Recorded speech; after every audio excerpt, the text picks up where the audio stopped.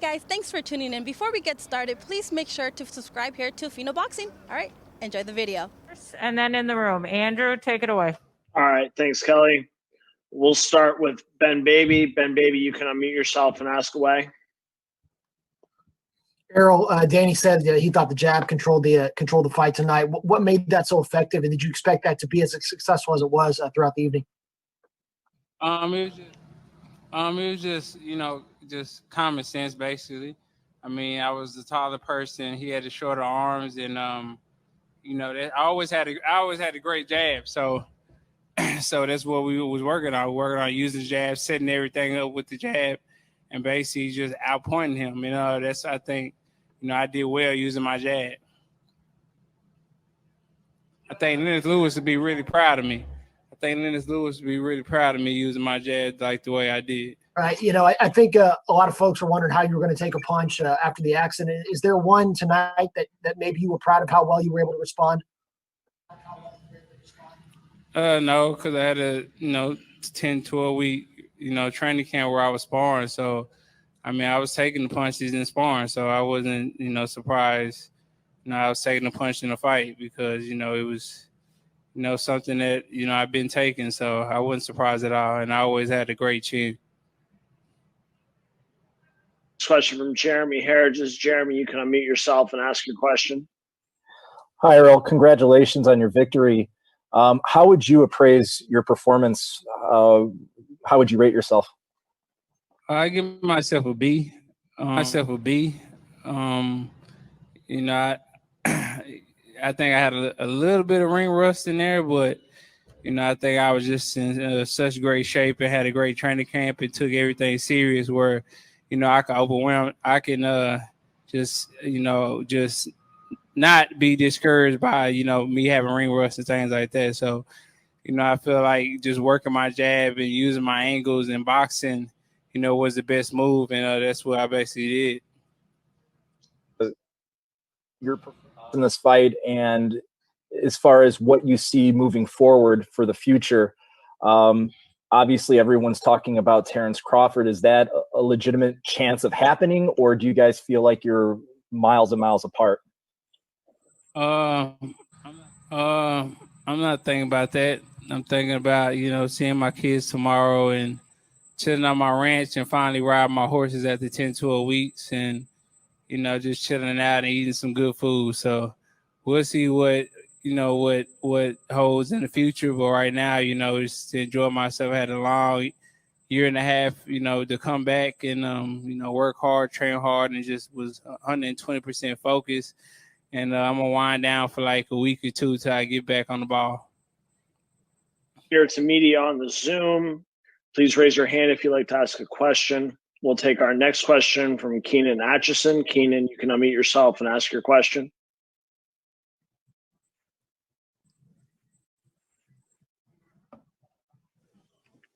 Keenan?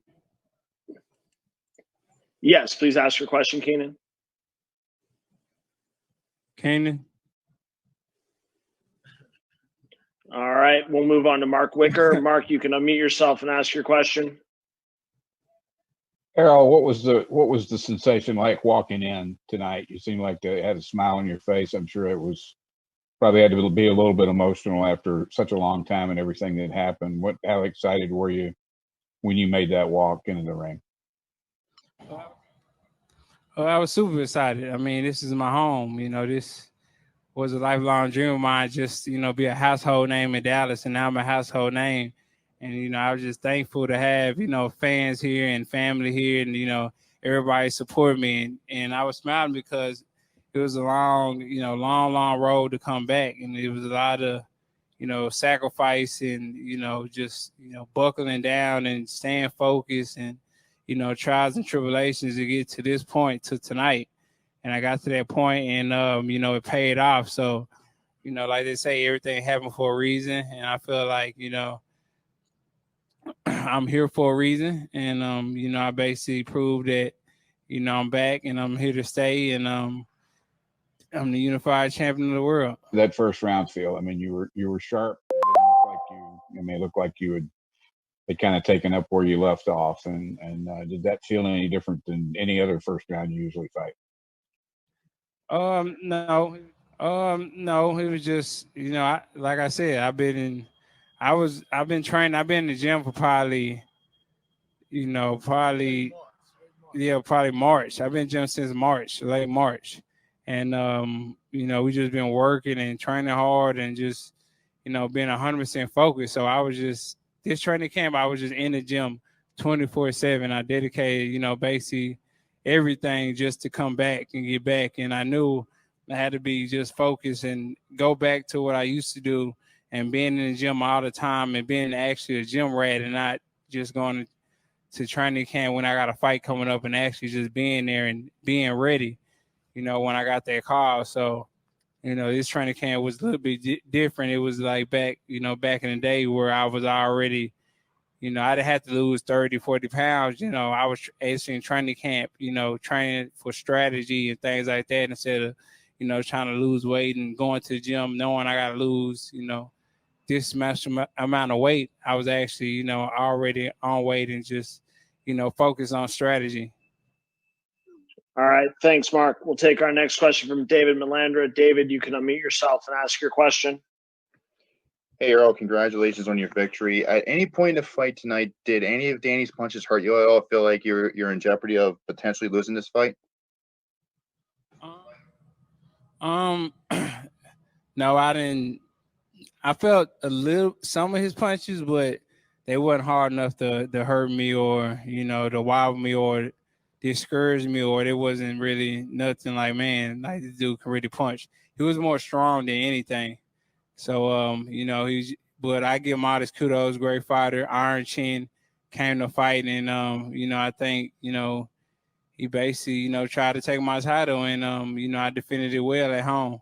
So much respect to him for just giving me his opportunity and accepting the fight and coming to Dallas and fighting me. All right. Thanks, Errol. We'll kick it back to questions inside AT&T Stadium.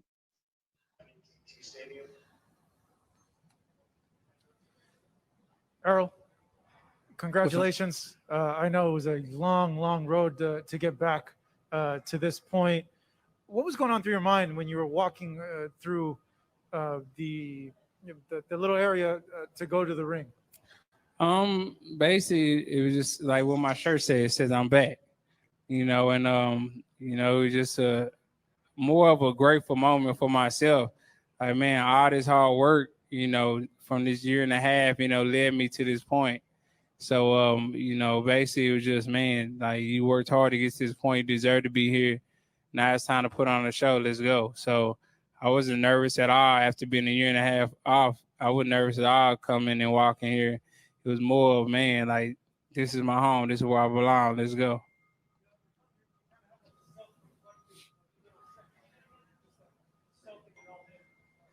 Definitely. I mean, I feel like, that's why they say a lot of boxers stay too long, because this is like a drug does. This is like a high does. So, when people are cheering for you and, the crowd, basically praising you, that's like a high. And that's why a lot of boxers, come back. Like Sugar Ray Leonard, he came back, he didn't need the money. He came back to fight because he was chasing something. He was chasing that high that, basically, people still cheering his name and being a champion and saying, like even the Hector Camacho documentary was like, man, it's nothing like when people say and new, so, I just, getting that again and just, hearing people and still and, they putting the belts around me and things like that, that meant a lot. And it's just, I'm glad my hard work and basically my dedication and my path to get back, ended with, me defending my titles and, putting the belts around my waist again and doing it in my hometown in front of all my fans. Errol, did you feel that you hurt him at some point in the fight, particularly to the body? Yeah, I think I hurt him a little bit, but Danny Garcia is very tough, very gritty, iron chin, iron body, and he's not gonna, basically, cower down to anybody. So I think I hurt him a little bit, but he's gonna fight regardless. It was to the body you felt you hurt him more? Or? Yeah, I think I hurt him a couple times to the body, and I hit him in the chin and hurt him a little bit too. But he just, he's a real fighter, man. So he's not gonna go down easy. Did you feel toward the end of the fight he was just trying to make it the 12 rounds and he wasn't going to open up against you? I think he got discouraged a little bit. In the fight, and he kind of stopped his assault because he wasn't really landing that many punches. I was blocking him, picking him off, slipping him. So I think he was getting kind of frustrated. Errol, great performance. I know you already talked about getting back to the ranch, very understandable. But what did you think of Terence showing up ringside? Do you think that helps build some buzz to make it a big fight? No. I mean, he gotta live up to his words. If he say he's not worried about me, then I don't know why he doing what he was doing here. I probably wouldn't go to none of his fights. So I'm not worried about Terence Crawford. Like I said, I'm going to enjoy my time with my kids and chill out and just reflect on this year and a half that, I came back and, we're going to move on in the summertime and see who I fight. So we'll see. I got to talk to my manager, Al Heyman, and we'll go from there. Derek, you're the only coach in boxing that has 2 unified champions.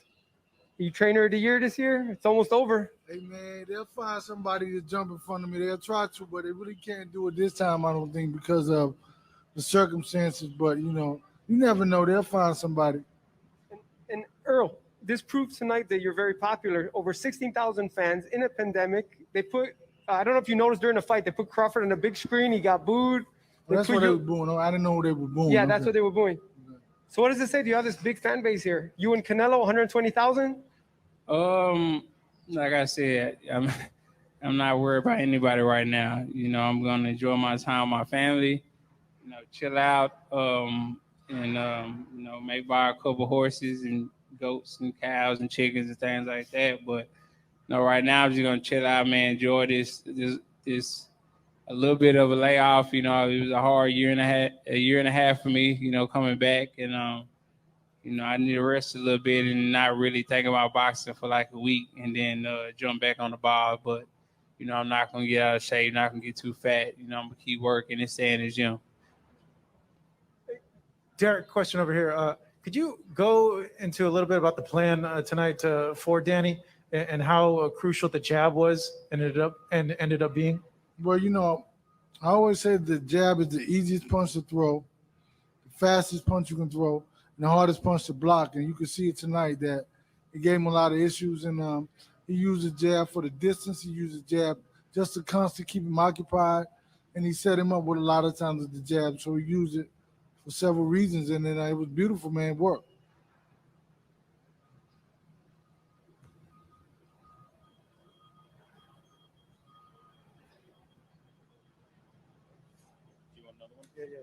Derek, in an ideal world, you being Errol's trainer, how quickly would you want to see him back? And what, what more do you want to see out of him? He said he gave himself a B. Would you give him that rating too, or do you think he performed pretty well here tonight? Nah, man, I give him an A+ just because he was able to be consistent. And I think that it's very difficult because that's what Danny Garcia's strength is in the complacency of the fighters. The fighters get comfortable. They get complacent, and he catches them with a good shot. So, myself, I would give him an A only because of the fact that his level of consistency.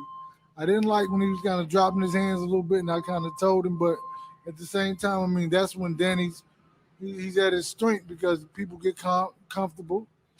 And I think that I don't necessarily that's not my thing to say whenever I want him back in the ring. I just want him back in the gym in a couple of weeks, 2 to 3 weeks. But other than that, I don't really. That's not my deal, man. I think that he needs to rest. He needs to get the everything's in. He's gonna be sore as heck tomorrow, man. Muscles and sore. He's gonna need to listen. The masseuse says she wanted to see him too, but he's gonna need a massage or hot whatever. But I think that maybe in the next 2 weeks, 3 weeks, he'll be back in the gym and just keep it rolling, man. Hey, Errol, I think it was toward the end of the 11th round. You looked down at the canvas. I couldn't really see what happened. Did you lose your mouthpiece? Is that what you were looking down at, or what? Oh yeah, I lost my mouthpiece. And we have one more question on Zoom from Calvin Watkins with the Dallas Morning News. Calvin, go ahead. Hello, can you hear me? Yes, sir. Please ask your question. Earl, at what point during this fight did you feel like you were the stronger guy? Did you know that coming in, or as the fight was progressing, did you feel like, oh, I'm the bigger guy, I'm the stronger guy? I could just feel it as the fight was going.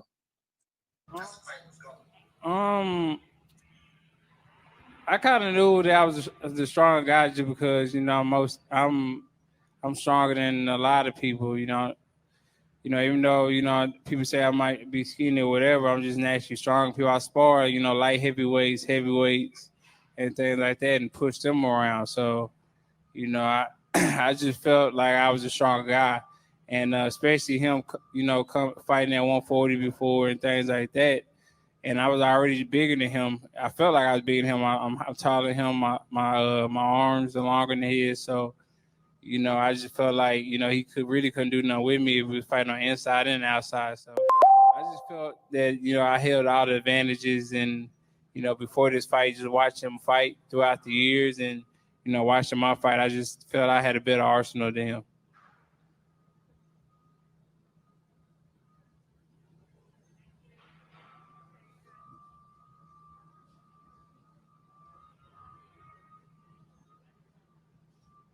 I'm done.